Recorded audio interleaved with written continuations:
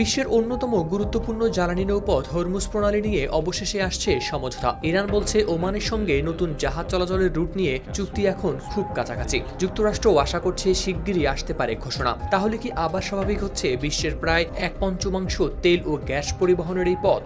উত্তর এখনই নয়, কারণ তেহরান স্পষ্ট করে দিয়েছে ওমানের সঙ্গে চুক্তি হলেও হরমুজ পুরোপুরি খুলবে না। তার জন্য ওয়াশিংটনকে মানতে হবে ইরানের আরও কয়েকটি বড় শর্ত। হরমুজ প্রণালীতে জাহাজ চলাচলের নতুন ব্যবস্থা নিয়ে ইরান ও ওমান একটি চুক্তির খুব কাছাকাছি পৌঁছেছে। ইরানের পররাষ্ট্রমন্ত্রী আব্বাস আরাকচি জানান, নতুন একটি রুট নিয়ে দুই দেশের আলোচনা প্রায় চূড়ান্ত পর্যায়ে। এদিকে ইরানের প্রেসিডেন্ট মাসুদ পেজেশকিয়ান জানান, চুক্তি করার জন্য এখনই সেরা সময় বলে মনে করেন তিনি। বার্তা সংস্থা রয়টার্সের প্রতিবেদনে প্রকাশ পেয়েছে এই তথ্য।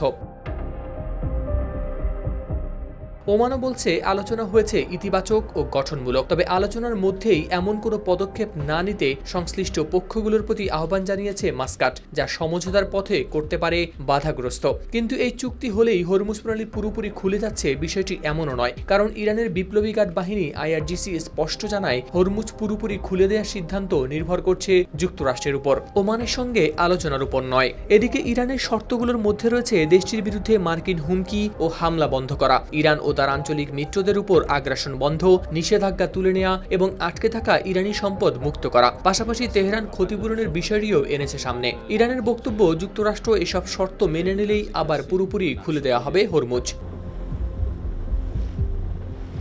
অন্যদিকে ওয়াশিংটনের অবস্থানও বেশ কঠোর। মার্কিন কর্মকর্তারা বলছেন, এমন কোনো ব্যবস্থায় তারা রাজি হবেন না যার মাধ্যমে হরমুজ দিয়ে চলাচলকারী বাণিজ্যিক জাহাজের উপর ইরান নিয়ন্ত্রণ প্রতিষ্ঠা করতে পারে বা বাধ্যতামূলক টোল আদায় করতে পারে। এর মধ্যেই পরিস্থিতিকে আরও জটিল করেছে নতুন একটি জাহাজে হামলার ঘটনা। সংযুক্ত আরব আমিরাতের দাবি, তাদের রাষ্ট্রায়ত্ত তেল কোম্পানির একটি জাহাজ হরমুজ পার হওয়ার সময় ক্ষেপণাস্ত্র হামলার শিকার হয়েছে, তবে এতে কোনো হতাহতের খবর পাওয়া যায়নি। ইরানও এ বিষয়ে করেনি তাৎক্ষণিক কোনো মন্তব্য। যুদ্ধের আগে বিশ্বের মোট তেল ও গ্যাস সরবরাহের প্রায় 1/5 পরিবহন হতো এই হরমুজ প্রণালী দিয়েই। ফলে এই পথে সংকট বিশ্ববাজারে জ্বালানির দাম ও পণ্য পরিবহনে তৈরি করেছে বড় চাপ।